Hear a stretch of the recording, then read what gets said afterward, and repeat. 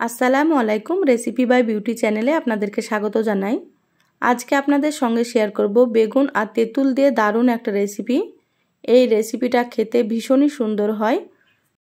অবশ্যই আপনারা স্কিপ না করে পুরো রেসিপিটা দেখে নেবেন।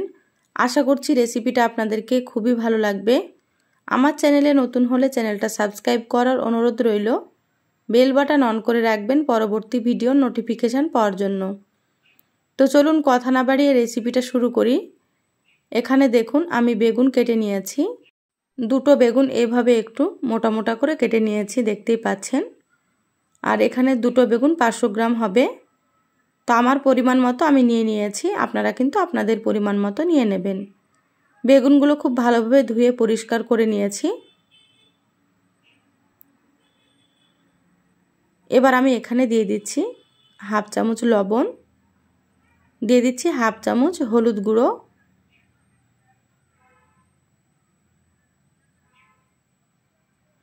দিয়ে দিচ্ছি হাফ চামচ এখানে লঙ্কার গুঁড়ো। প্রথমে বেগুনগুলো আপনারা কেটে নেবেন, তারপরে খুব ভালোভাবে ধুয়ে পানিটাকে ঝরিয়ে নেবেন। এবার আমি হাত দিয়ে খুব ভালো করে মেখে নিচ্ছি। মশলাগুলো খুব ভালো করে বেগুনে মাখিয়ে নিতে হবে। তো সুন্দর করে এটা আমি মেখে নিচ্ছি। যারা ভিডিওটি দেখছেন একটা লাইক দিয়ে ভিডিওটি কন্টিনিউ করবেন। আপনাদের একটা লাইক পরবর্তী ভিডিও বানাতে আমাকে অনেক উৎসাহ জাগায়।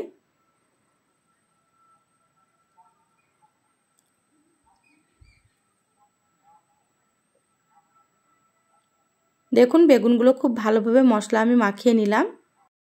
বেগুনগুলো এইভাবে 5 মিনিট রেখে দেব। ফিরে আসছি 5 মিনিট পর। দেখুন গ্যাস অন করে কড়াই দিয়ে দিলাম হাফ কাপ সর্ষের তেল। এই রান্নাতে সর্ষের তেলটা একটু বেশি লাগবে, তো এখানে আপনারা অবশ্যই সর্ষের তেল দিয়ে রান্না করবেন।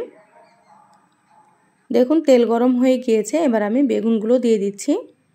তো প্রথমে আমি 4 পিস বেগুন দিয়ে দিচ্ছি। এবার গ্যাসের আঁচটা হাই হিটে রেখে বেগুনগুলো হালকা করে একটু ভেজে নেব। বেগুনগুলো খুব বেশি লাল করে ভাজবো না, হালকা 2 থেকে 3 মিনিট এইভাবে করে ভেজে নিচ্ছি। তা আপনারা দেখুন, তাহলে বুঝতে পারবেন আমি কিভাবে বেগুনগুলো ভেজে নিচ্ছি।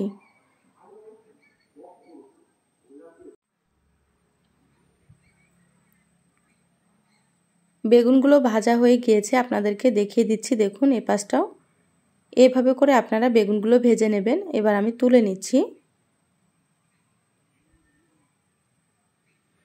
খুব বেশি ভাজলে বেগুনগুলো রান্না করার সময় ভেঙে যাবে, সেজন্য হালকা করে ভেজে নিতে হবে।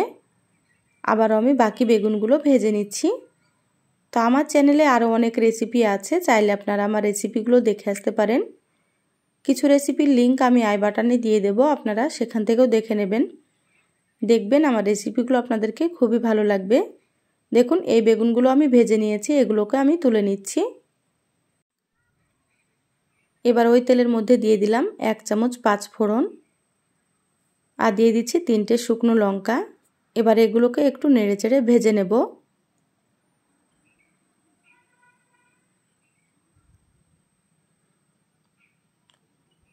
দেখুন ভেজে নেওয়া হয়ে গিয়েছে। এবার এখানে আমি দিয়ে দিচ্ছি 3টে বড় সাইজের পেঁয়াজ কুচি।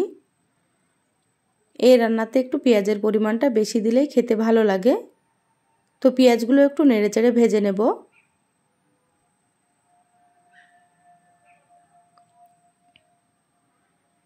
এবার আমি এখানে দিয়ে দিচ্ছি কয়েক কোয়া রসুন, খোসা ছাড়িয়ে নিয়েছি, দিয়ে দিলাম। রসুন দিলে কিন্তু এই রেসিপিটা খেতে খুবই ভালো লাগে। একসাথে নেড়েচেড়ে একটু ভেজে নেব।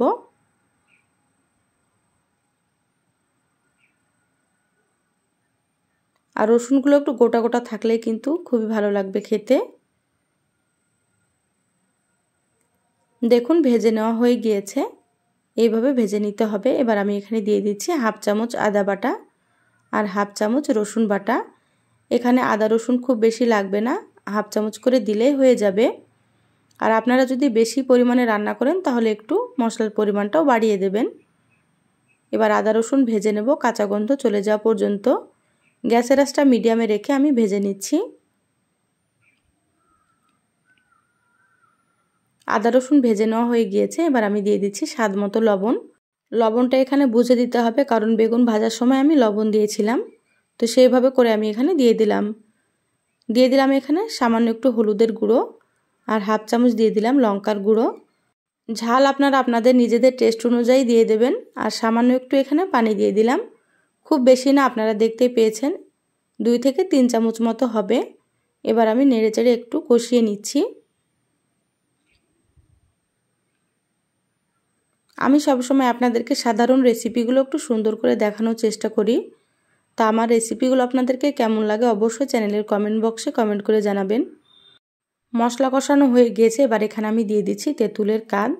তো 50 গ্রাম পাকা তেঁতুল আমি পানিতে ভিজিয়ে রেখেছিলাম, তারপরে এই তো কাঁদটা বের করে দিয়ে দিলাম। এবার আমি এখানে দিয়ে দিচ্ছি 2 চামচ চিনি। যেহেতু তেঁতুল দিয়েছি সেজন্য এখানে চিনিটা ব্যবহার করতে হবে, নাহলে অনেকটাই টক লাগবে খেতে। এবার আমি একটু নেড়েচেড়ে এটা কষিয়ে নেব। এই আচারি বেগুন খেতে কিন্তু খুবই ভালো লাগে, তো অবশ্যই আপনারা স্কিপ না করে পুরো রেসিপিটা দেখে নেবেন।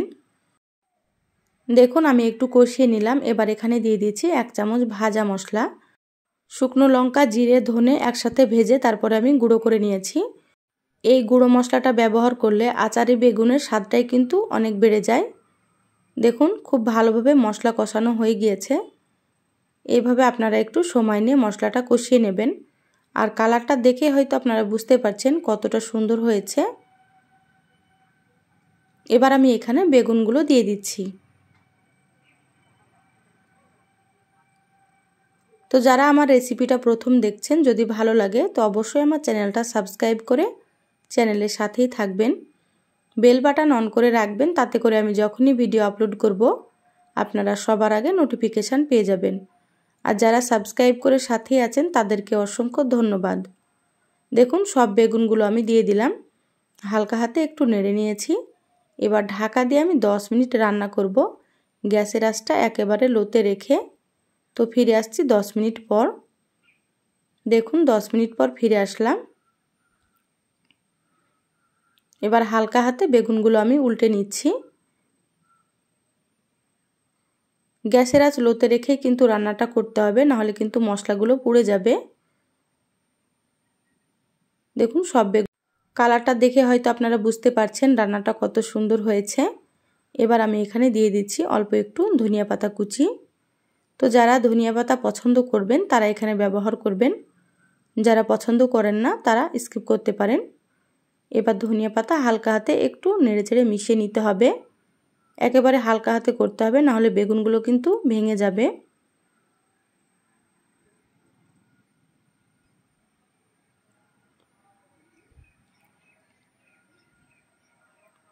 দেখুন খুব ভালোভাবে মিশিয়ে নিলাম, রান্না হয়ে গিয়েছে।